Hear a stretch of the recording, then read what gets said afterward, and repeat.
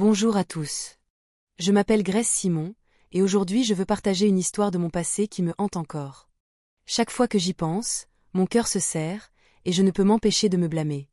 C'est une expérience que j'aurais aimé ne jamais traverser, mais comme nous le savons, la vie n'est jamais facile. Cette histoire a commencé il y a de nombreuses années, lorsque j'avais seulement 18 ans, vivant avec ma famille dans la magnifique ville de Londres, un endroit plein de charme, mais aussi de ses propres coins sombres. Je pensais autrefois que j'avais tout, ma famille allait bien, et mes deux parents étaient très réussis. Assurez-vous de vous abonner à ma chaîne pour que je puisse continuer à vous offrir des histoires vraies fascinantes comme celle-ci, et n'oubliez pas de regarder cette vidéo jusqu'à la fin et de liker la vidéo, car cette histoire va être incroyablement intéressante. S'il vous plaît, appuyez sur le bouton « J'aime » pour montrer votre soutien. Mon père, Thomas, est un homme d'affaires très occupé, et ma mère, Clara, est une designer d'intérieur au goût impeccable. Malgré leur carrière chargée, mes parents ont toujours fait un effort pour passer du temps avec moi et mes deux frères aînés, Max et James. Ils ont 2 ans de plus que moi, et si je devais les décrire, je dirais qu'ils sont incroyablement beaux et charmants. J'ai toujours été fière d'avoir des frères comme eux. En tant que cadette, j'étais gâtée par mes parents. Ils ne me laissaient manquer de rien, que ce soit des choses matérielles ou de l'amour. Mais, pour être honnête, j'ai toujours eu l'impression que leur amour, aussi fort soit-il, ne se comparait pas à l'amour que je recevais de Max et James. Ils n'étaient pas seulement mes frères, mais aussi mes protecteurs, mes compagnons, toujours là pour veiller sur moi et prendre soin de moi. Ce qui me faisait sentir que leur amour était différent de celui de mes parents, c'est qu'ils montraient toujours leur affection par des gestes et des actions. L'amour de mes parents était plus axé sur le fait de me fournir une vie confortable, mais Max et James faisaient plus. Ils me comprenaient d'une manière que mes parents ne comprenaient parfois pas. Chaque fois que je me sentais déprimée, ils savaient immédiatement, même si je ne disais rien. Ils étaient toujours les premiers vers qui je me tournais quand j'avais besoin de parler, m'écoutant sans jugement. Quand j'étais plus jeune, chaque fois que j'étais blessée ou moquée à l'école, c'était toujours Max et James qui venaient à ma défense. Je me souviens d'une fois où mes camarades se moquaient de la robe que je portais, et je suis rentrée chez moi en larmes. Mes deux frères ne se sont pas contentés de me consoler, mais ils sont aussi allés à l'école pour arranger les choses. Ils n'ont pas utilisé la violence, mais leurs paroles acerbes et leur attitude froide ont fait en sorte que ces tyrans n'osent plus jamais me faire de mal. Pour moi, ils étaient des héros, toujours prêts à me soutenir quand j'avais besoin d'eux. Je me souviens des soirées où toute la famille se réunissait, mais je préférais toujours m'asseoir entre Max et James. Ils me serraient fort dans leurs bras, se chamaillant souvent pour savoir qui serait à côté de moi. Ils se moquaient toujours en disant que j'étais leur petite princesse et que c'était leur devoir de me protéger pour toujours. Avec le temps, j'ai commencé à sentir que leur amour était unique dans la famille. Ils étaient aussi les premiers à m'aider à traverser les années d'adolescence où je commençais à être gênée par mon apparence. James passait du temps à m'apprendre à me maquiller, me rappelant que j'étais belle telle que j'étais. Max m'aidait à choisir des vêtements, me qualifiant de « petite sœur la plus mignonne du monde ». Il me faisait sentir spéciale, aimée sans condition. À mes yeux, mes frères n'étaient pas seulement de la famille, ils étaient mon ancre émotionnelle. Quand mes parents étaient occupés par leur travail, Max et James étaient ceux qui faisaient en sorte que je ne sois jamais seule. Ils m'emmenaient à l'école, m'aidaient avec mes devoirs et me tenaient compagnie. Il y avait des nuits où je n'arrivais pas à dormir, et je frappais à leur porte. Ils m'accueillaient toujours, me racontant des histoires drôles ou restant juste avec moi jusqu'à ce que je m'endorme. Ces petits gestes me faisaient croire que leur amour pour moi était plus profond que celui que je recevais de mes parents. Mais cet amour, que je pensais pur, est devenu la source de mon plus grand regret. C'est une histoire qui prendrait plus de temps à expliquer. Je ne suis pas sûre que quelqu'un comprenne vraiment, mais tout ce qui s'est passé quand j'avais 18 ans a complètement changé ma vie. Quand je trouverai le courage, je partagerai le reste de ce souvenir avec vous. Je me souviens de tout aussi clairement. En tant que cadette de la famille, je faisais souvent des choses stupides sans craindre la punition. Parfois, je sautais sur leurs genoux ou m'asseyais à côté d'eux comme si c'était la chose la plus naturelle au monde. Max et James n'étaient pas seulement mes frères, mais aussi mes amis les plus proches, les personnes avec qui je me sentais le plus à l'aise. Un après-midi chaud d'été, je suis sortie de ma chambre. La lumière du soleil pénétrait par la grande fenêtre, remplissant le salon d'une atmosphère douce et apaisante. Max et James étaient assis sur le canapé, absorbés par une émission de télévision. Je ne savais pas ce qu'ils regardaient, mais ils semblaient tous les deux complètement concentrés. Comme d'habitude, je m'approchais, en frottant distraitement mes yeux. Je ne disais rien, mais je m'approchais discrètement. En m'approchant, je remarquai qu'aucun des deux ne m'avait encore remarqué. Je grimaçais malicieusement, sautais sur le canapé et me posais sur leurs genoux. Surpris, Max sursauta, et James rit en disant « Petite sœur, qu'est-ce que tu fais encore ?» Je ricanai, ne dis rien, et m'installai confortablement sur leurs genoux, en posant ma tête sur l'épaule de Max. « Qu'est-ce que vous regardez de si captivant ?» demandai-je, mais ils ne répondirent pas immédiatement. Lorsque je jetai un coup d'œil à l'écran de télévision, je réalisai qu'ils regardaient un film romantique. À ce moment-là, le film atteignit son climax. Une scène émotionnelle où les personnages s'étreignaient passionnément, puis s'embrassaient. Lorsque Max et James remarquèrent que je fixais l'écran, ils devinrent vite mal à l'aise. James sourit maladroitement et, me couvrant les yeux, dit « Ne regarde pas, Grace. Ce n'est pas un film pour les enfants. » Je riais en me dégageant de son emprise. « Je ne suis plus une enfant, j'ai 18 ans, taquinai-je, ma voix portant un ton espiègle, mais au fond de moi, j'étais vraiment intriguée. Malgré ses tentatives de me couvrir les yeux, j'essayais de regarder à travers les doigts de James, continuant de rire en les taquinant. À ce moment-là, sans le vouloir, je déplaquai ma main. Pour garder mon équilibre sur la cuisse de James, je ne sais pas si c'était intentionnel, mais ma main a effleuré quelque chose dans sa poche. La sensation, dure et chaude, a immédiatement fait battre mon cœur plus vite. J'ai rapidement retiré ma main, la panique montant dans ma poitrine. Je ne pouvais pas me résoudre à regarder James ou Max, un flot écrasant de honte me submergeant. « Je suis désolée » balbutiai-je, me levant précipitamment et courant dans ma chambre. Je claquai la porte derrière moi et me collai contre elle, mon cœur battant la chamade comme si j'avais fait quelque chose de mal. Assise sur mon lit, je n'arrivais pas à chasser l'idée de ce qui venait de se passer. Est-ce que j'en faisais trop, ou était-ce un accident? La sensation venant de la poche de James continuait de me hanter, faisant rougir mon visage. Je n'étais pas sûre de ce qu'il fallait penser, mais la honte était accablante. Je me demandais si Max et James allaient simplement en rire, mais je n'arrêtais pas de rejouer le moment dans ma tête, non pas parce que j'avais touché quelque chose d'inapproprié, mais parce que j'avais franchi une ligne sans m'en rendre compte. C'était la première fois que je remarquais que la frontière entre nous, que j'avais toujours cru infranchissable, était plus fragile que je ne l'avais pensé. Plus tard dans la soirée, après être restée cachée dans ma chambre pendant un moment, j'ai décidé de descendre. J'avais faim et je savais que ma famille m'attendait probablement, mais je me sentais toujours gênée par ce qui s'était passé plus tôt, incertaine de savoir si Max et James pensaient encore à ce qui s'était passé. Je me disais que ce n'était peut-être pas aussi grave que je le pensais, peut-être qu'ils avaient oublié. J'ai ouvert ma porte discrètement et suis descendue dans le couloir en essayant d'éviter de croiser leurs regards. En m'approchant du salon, je me suis arrêtée pour écouter. Il semblait vide et j'ai poussé un soupir de soulagement. Je pensais qu'ils étaient dans la cuisine ou ailleurs. Quand je suis entrée dans le salon, j'ai été surprise de le trouver complètement vide. Comme c'était étrange, pensais-je, et je me suis arrêtée près du canapé où je m'étais assise plus tôt. Juste au moment où j'essayais de deviner quel programme passait, j'ai entendu des voix derrière moi. La voix de James a retenti « Que fais-tu, Grace ?» J'ai sursauté de surprise, et Max a éclaté de rire en disant « On dirait un voleur ». J'ai crié de surprise, me retournant pour les voir tous les deux debout là. La soudaineté de leur apparition m'a fait stopper net, et nous avons tous sursauté en même temps. James et Max ont ri tandis que je restais là, me tenant la poitrine, à la fois choquée et amusée. « Vous m'avez fait peur à mourir » m'exclamai-je, essayant d'avoir l'air fâché, mais ne pouvant retenir mon rire. « Et toi, tu as l'air de préparer quelque chose de louche » taquina Max, levant les sourcils, et James me tapota la tête en riant. « Tu ne vas quand même pas manger quelque chose, hein ?» Je me suis mise à rire avec eux. L'inconfort de plus tôt semblait se dissiper. Je pensais en moi-même que ce que j'avais touché ne pouvait pas être ce que je croyais, sinon Max et James ne riraient pas comme ça. Cette pensée m'a apporté un peu de soulagement, et j'ai essayé de faire comme si rien ne s'était passé. Je vérifiais juste si quelqu'un était là, dis-je en changeant de sujet. Et vous, que faisiez-vous derrière moi? Vous cherchiez à me faire peur. Max haussait les épaules en faisant semblant d'être sérieux. Ouais, je voulais juste te faire un peu peur, mais je ne pensais pas que tu sauterais autant, ajouta James en riant. Qui aurait cru que tu réagirais comme ça? Ta tête était inestimable. Nous avons tu éclat de rire, et l'attention est enfin retombée. À ce moment-là, James posa sa main sur mon épaule et dit « Bon, allons manger, toute la famille t'attend. » Je hochai la tête en souriant et les suivis dans la cuisine où toute la famille était réunie. Mes parents souriren chaleureusement me voyant.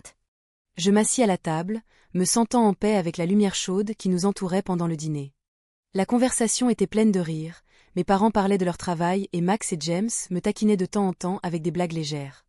Je participais, et les sentiments de gêne de tout à l'heure semblaient s'effacer. Après le dîner, j'ai aidé ma mère à faire la vaisselle, puis suis allée dans ma chambre pour me préparer à dormir. Allongée dans mon lit ce soir-là, je repensais aux événements de l'après-midi. Bien que je sois encore un peu gênée par ce qui s'était passé, je ne me sentais plus aussi anxieuse. Je souris à moi-même, me rassurant que tout allait bien se passer. Max et James étaient toujours les meilleurs frères que j'ai jamais eus, et je me suis endormie paisiblement, convaincue que tout était derrière moi. Mais ce n'était pas le cas. Ma chambre et la leur étaient séparées par un simple mur, et même les plus petits bruits, que ce soit d'un film ou de la musique, pouvaient facilement traverser. Un matin, moi qui étais connue pour dormir tard, je me suis réveillée à 7 heures du matin, à une heure inhabituellement précoce. Au début, je pensais que j'avais été réveillée par un rêve dont je ne me souvenais pas ou peut-être par la lumière du soleil qui passait à travers les rideaux. Mais au fur et à mesure que je me réveillais complètement, je réalisais qu'un bruit étrange venait de la pièce à côté.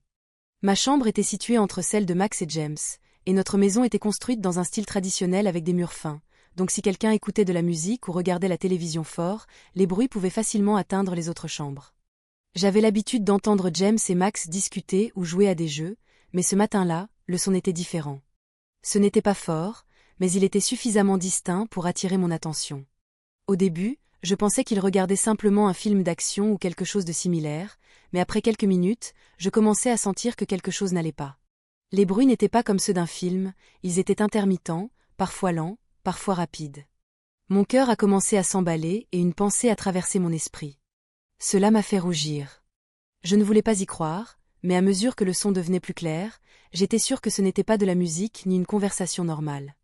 C'était une série de bruits rapides et sensuels mêlés à des respirations lourdes. J'ai essayé de m'empêcher de penser à ce que j'entendais, mais plus je écoutais, plus j'étais certaine. Je ne pouvais ignorer le fait que Max et James regardaient probablement quelque chose de nature adulte. Une vague de gêne m'a envahie, et je me suis demandé pourquoi j'étais éveillée pour entendre cela. Mon cœur battait si fort que je pensais qu'il allait éclater, et mon corps se sentait comme s'il était en feu. J'ai levé les mains pour couvrir mon visage, essayant de repousser ces pensées inappropriées. C'est privé, me suis-je dit, mais ce qui rendait la situation encore plus étrange, c'était d'entendre ces sons venant de leur chambre. Nous avions toujours été assez proches. De j'ai envie jamais imaginer me retrouver dans une situation comme celle-ci. Je ne voulais plus entendre cela, mais les bruits semblaient s'attacher à moi, devenant de plus en plus forts. Je me suis assise sur le lit, puis j'ai ouvert doucement ma porte. Je n'étais pas sûre de ce que j'allais faire, mais l'anxiété dans ma poitrine m'empêchait de rester immobile plus longtemps. Je marchais doucement dans le couloir, essayant de faire le moins de bruit possible, mais quand j'ai atteint la porte de leur chambre, le son était si clair que l'on aurait dit que les murs ne nous séparaient plus. Je suis restée là, figée, juste devant la porte, embarrassée et confuse. Mon cœur battait la chamade, et mes pensées étaient un enchevêtrement. Je savais que c'était probablement quelque chose que tout le monde vivait un jour, mais l'entendre depuis la chambre de Max et James, c'était différent. Je ne savais pas comment réagir. Je mordillais ma lèvre, incertaine de savoir si je devais faire demi-tour ou rester là, immobile. Je plaçais mon oreille contre la porte, essayant de calmer ma respiration, mais le bruit semblait brûler toutes mes pensées rationnelles. Une partie de moi voulait faire demi-tour et partir, mais l'autre était attirée, incapable de se détourner des sons. Soudain, la porte s'est ouverte, et j'ai reculé, choquée. James se tenait là, les yeux écarquillés de surprise, comme s'il venait de se faire prendre en flagrant délit. Je suis restée figée, ne sachant pas quoi dire. Nous sommes regards en silence pendant que me paru un éternite. Le silence était épais et suffocant, rendant la respiration difficile. James s'éclaircit la gorge et tenta de briser la tension. « Grace, qu'est-ce que tu fais là ?» Sa voix tremblait, embarrassée, essayant clairement de rester calme, mais sans y parvenir. Il se gratta l'arrière de la tête sans me regarder. Le visage de James était rouge de gêne. Je n'étais pas mieux. Mon cœur battait la chamade et tout mon corps semblait en feu. J'ai baissé la tête, évitant son regard et murmuré « Je passais juste par là. » Mes mots étaient faibles, mais c'étaient les seuls que je pouvais prononcer sur le moment. Juste à ce moment-là, le bruit à l'intérieur de la chambre s'est arrêté brusquement et Max est apparu derrière James. Son visage était aussi rouge que celui de James, plein d'embarras. Il m'a jeté un coup d'œil, puis a rapidement détourné les yeux, incapable de me regarder. Nous sommes restés là, tous les trois, sans savoir quoi dire. La tension entre nous était palpable, et on aurait dit que personne ne savait comment la briser. J'ai esquissé un sourire nerveux, passant ma main dans mes cheveux pour tenter de dissimuler mon inconfort. Je passais juste par là, ai-je répété, ma voix légèrement tremblante. Rien, je m'en vais. Je me suis retournée rapidement et suis retournée dans ma chambre, souhaitant échapper à cette situation gênante le plus vite possible. Je pouvais sentir leurs yeux sur moi, mais je n'ai pas osé regarder en arrière. Lorsque j'ai atteint ma chambre, j'ai fermé la porte derrière moi et me suis adossée contre elle, prenant une profonde inspiration. Mon cœur battait encore fort et j'avais l'impression d'avoir été prise dans quelque chose que je n'aurais pas dû voir. La gêne persistait dans ma poitrine, et je n'arrêtais pas de repenser à ce moment-là, à la façon dont James et Max m'avaient regardé, au silence maladroit qui avait suivi. Tout cela se rejouait dans ma tête, encore et encore. J'ai essayé de repousser ces pensées négatives, mais plus j'essayais, plus elles devenaient fortes. Je me disais que c'était juste une situation inattendue, quelque chose que personne ne voulait qu'il se produise, mais je n'arrêtais pas de me demander si cela avait changé les choses entre nous, à jamais. Un peu plus tard, il y a eu un coup à ma porte. Mon cœur s'est arrêté, et j'ai deviné que ce n'étaient pas mes parents, car ils entraient habituellement sans frapper. Cela ne pouvait être que Max ou James. J'ai pris une profonde inspiration, essayant de calmer mes nerfs avant d'ouvrir la porte. James était là, aussi embarrassé qu'auparavant, évitant mon regard, les mains se frottant nerveusement. « Grace, je suis vraiment désolé pour ce qui s'est passé tout à l'heure, » dit-il d'une voix douce. « Ce n'est pas ce que tu crois. On regardait juste un film et peut-être que le timing n'était pas le bon. » Je suis restée là, hésitante, voyant l'incertitude dans les yeux de James. Puis Max est apparu à la porte derrière lui. Il avait l'air tout aussi mal à l'aise, ses yeux allant de moi à James, cherchant les bons mots. Personne ne dit rien pendant quelques instants. Le silence était encore épais, et je savais que nous essayions tous de trouver comment dépasser cela. Je me suis rendu compte que si cette gêne continuait, cela ne ferait qu'empirer les choses. J'ai donc décidé de briser le silence. J'ai esquissé un sourire maladroit, essayant de paraître décontracté malgré la tension. « Allez, ce n'est rien, » ai-je dit. « Ne soyez pas si tendus, je passais vraiment juste par là. » Max et James se sont échangés un regard, comme s'ils se communiquaient silencieusement. Après une courte pause, James soupira, son sourire revenant légèrement. « Vraiment, Grace, tu es d'accord avec ça? Tu n'es pas mal à l'aise ?» Je hochai rapidement la tête, essayant de les rassurer tous les deux. « Oui, ça va. Honnêtement, je pense que nous sommes tous un peu mal à l'aise à ce sujet. » Puis, pour alléger l'ambiance, je suggérai, « Et si on s'asseyait tous les trois et qu'on en parlait? Ça nous aiderait peut-être à clarifier les choses. » Max et James semblèrent surpris par ma proposition, mais après un moment d'hésitation, ils acceptèrent tous les deux. Nous nous rendîmes dans ma chambre, et je m'assis sur le lit. J'ai décidé de faire une blague pour détendre l'atmosphère. Je regardais Max et le taquinais, le film était tellement bien que vous avez oublié le temps, hein? Max rit gêné et se cacha le visage avec ses mains. Allez, Grace, arrête de me taquiner. C'est juste qu'on ne s'attendait pas à ce que tu entendes. Vraiment? Levai-je les sourcils d'un air espiègle. Je pensais que vous l'aviez monté pour que je puisse entendre. Nous avons tous ri, et l'embarras s'est dissipé. Après un moment, ma curiosité prit le dessus, et je jetai un coup d'œil à Max et James, me demandant si je devais dire ce qui m'était passé par la tête. Après un bref moment d'hésitation, je rassemblai mon courage pour parler. Et si on essayait quelque chose, comme dans le film? Les mots sortirent avant que je ne puisse m'arrêter. Je n'étais pas sûre de la manière dont ils allaient réagir, mais je ressentais une poussée de curiosité que je ne pouvais ignorer. Max et James me regardèrent, surpris. « Tu es sérieux? » demanda James, la voix pleine de confusion.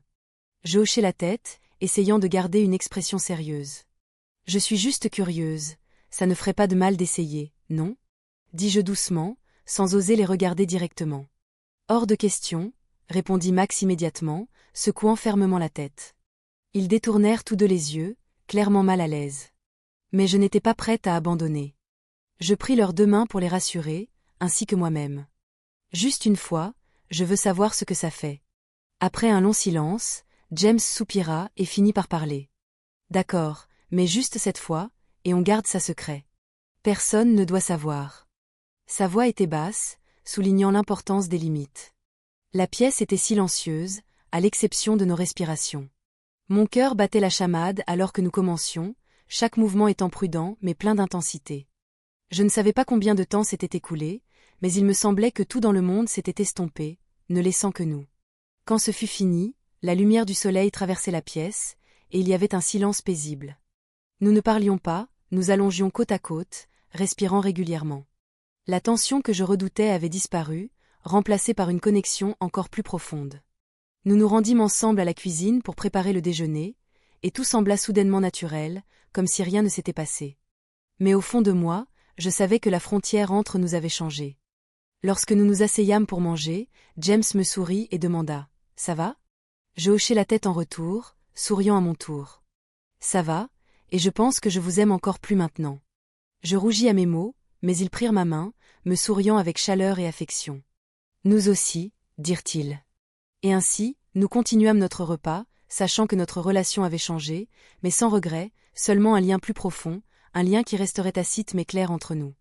À partir de ce jour-là, tout semblait différent, mais de manière subtile.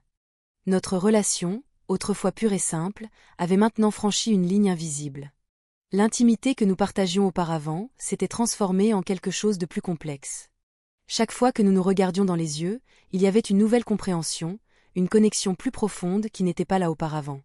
Nous n'en parlions pas, mais nous savions que ce lien tacite existait, modifiant la dynamique entre nous de façon difficile à expliquer.